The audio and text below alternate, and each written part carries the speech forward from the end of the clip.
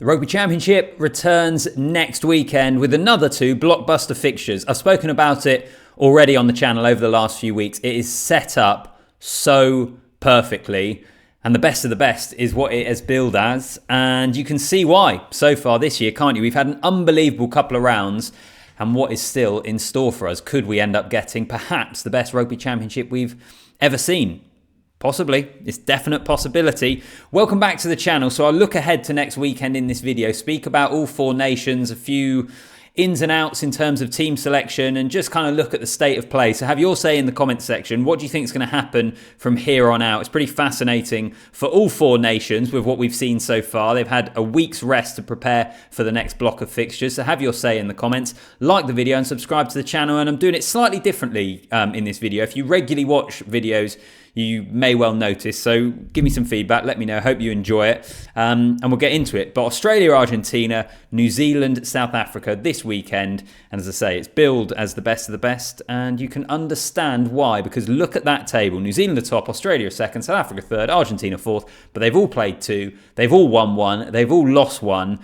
And at the moment, it basically comes down to bonus points. New Zealand with a couple of bonus points in there. Then Australia and South Africa and Argentina are yet to pick it up. And the spread in terms of points difference as well is fairly minimal at the moment, isn't it? So it is worth remembering those bonus points could end up being crucial if we continue to see a kind of set of fixtures and four teams that there isn't too much between them, which is what we saw in the opening couple of rounds, wasn't it? New Zealand and Argentina, Australia and South Africa, a game apiece.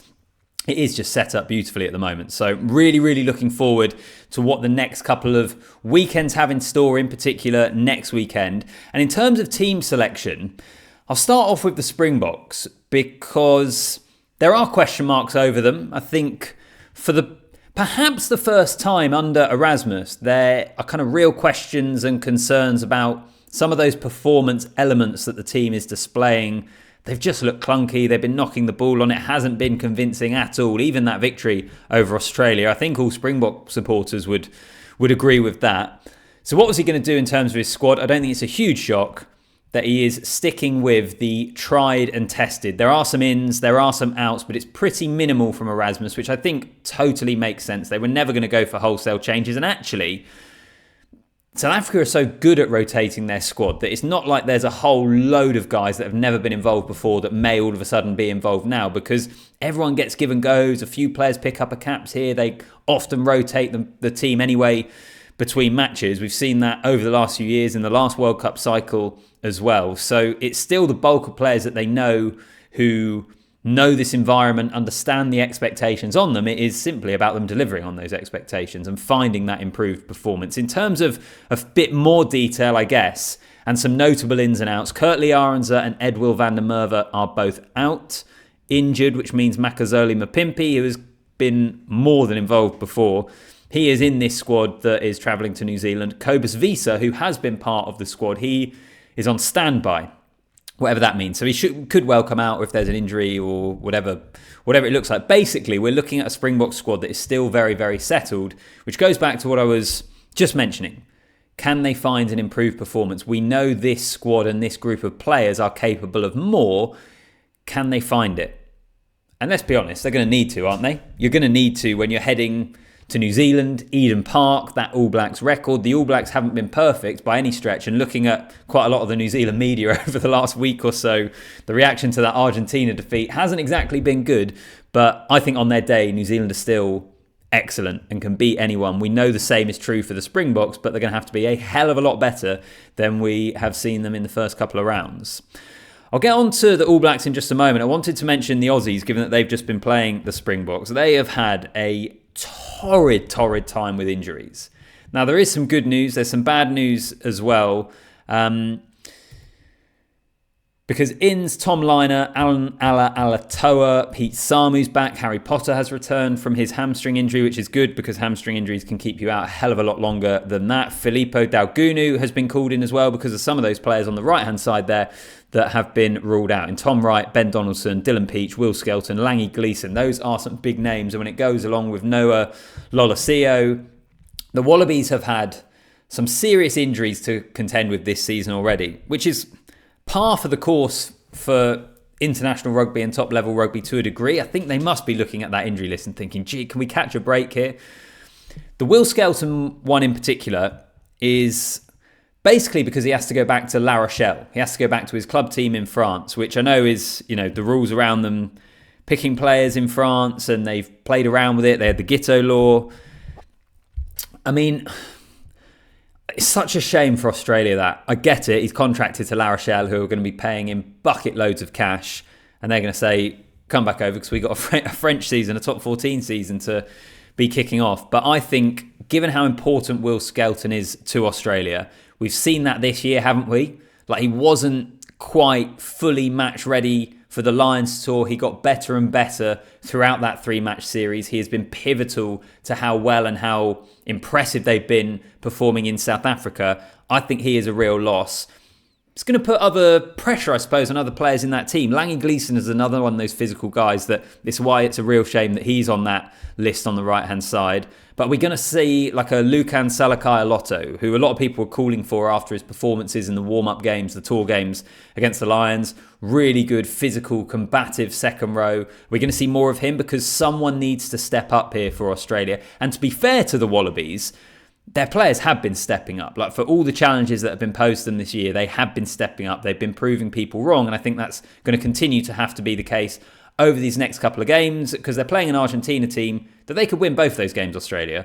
But Argentina are Argentina and can be absolutely brilliant on their day as well. So let's see what happens from a Wallaby point of view. Is it getting to the point for Wallabies fans that you're really starting to worry about the injury list and about the amount of players that have gone down? Perhaps the benefits of the Lions tour of being so battle-hardened for the start of the Rugby Championship. Do you worry that at one point that scale almost tips itself the other way and you become fatigued and tired? And yeah, I don't know. I think it's really interesting. Let me get on to New Zealand. There's kind of less team news here at the moment, I think, for the All Blacks. We'll see what develops throughout the week. I wanted to highlight this, though. Tamaiti Williams re-signs to 2029. One of the best front row forwards in the world. It's going to keep him until he's 28. It will keep him until midway through the next World Cup cycle, which means I guess he then could be one of those guys that goes for like a year in Japan or wherever it might be. We see a lot of the All Blacks guys go and play in Japan for a year or so and then come back to play for the All Blacks ahead of the World Cup after 27. But he is crucial. I think that is as good a piece of news really you can have if you're an All Blacks fan over this kind of down week. I think re-signing Tamaiti Williams is so important, and I think they're going to need him as they take on the Springboks. He's been returning to form and coming back from injury, and he's one of those players that they're going to massively rely on. I do think, and I've said this in other videos, that the All Blacks, whilst not being totally convincing in certain games in kind of the Scott Robertson era, I still feel on their day that they're really good. And I think given where South Africa, are at the moment, I mean, it's an absolute, try calling this game at the moment. Like, who knows what we're going to get from both of these sides? Is it going to be a continuation of what we've seen so far, in which case you'd give the edge to New Zealand, particularly being at home? Or are Springboks going to find that form that can see them bully anyone on their day? And are they going to get a famous victory at Eden Park? But from a New Zealand point of view, I suppose the big question marks are centres, back three, your depth at halfback potentially as well. There are selection question marks there. But I still think they're a very, very good side. I'm looking forward to seeing how they go against South Africa. Let's finish off with Argentina. The biggest, I think, issue for them as they head down under to take on Australia is Thomas Albornoz is out. He picked up an injury in the most recent match, and I feel like he is so key for them. I think he's been brilliant when we've seen him. He was really good against the Lions. We've seen him again in the matches against the All Blacks of how pivotal and important he can be. They missed him against England earlier on this summer. So it is Nicola, maybe Roger at 10 that we've seen once before. Young guy, pretty inexperienced guy. Going to be honest, don't know too much about him. And then prop Ignacio Calles have been called up to the 32-strong Pumas squad. And they have played all their games at home now for the year, Argentina. So after this, they go and take on South Africa in, I think it's Durban, but in South Africa. And then they're playing the second of those games at Twickenham, not far from where I am now. One of those games at South Africa when they kind of use a home game to have it at Twickenham, which I no doubt will be a sellout and a great atmosphere. And then they're into the November tour, aren't they? So back up in this part of the world. They've set themselves up brilliantly, Argentina. I do worry about the absence of of Albornoz, but as I've said, on their day, they are a nightmare to match up against and play against. And I think they're going to pose a huge amount of question marks for Australia. And do you know what? When we look at this whole championship, and I suppose with Argentina, because they've got to go to Australia and then South Africa and then up to Twickenham, like that is a really tough fixture list in terms of where we stand at the moment. But everyone's in it. Like every side must be thinking, lads, it's on here. Like we could end up winning this. And Argentina might think no one will expect us to, but we're in a great position. Let's see what the next couple of weeks hold. All right, I'll leave it there. Give me your views. How do you see it unfolding this week, I suppose, for your team, whether you're All Black, Springbok, Wallaby or a Pumas fan? How do you see them matching up coming next weekend? Plenty more build-up throughout the week. I hope you've enjoyed the video. Welcome back. For those of you that have been here before, really appreciate you watching. If you haven't subscribed, I'd love it if you do. And if this is the first time, then appreciate you watching. My name's Alfie. Hit that subscribe button. You won't miss a thing. Get involved in the comments and the discussion down below. And I will see you all in the next one.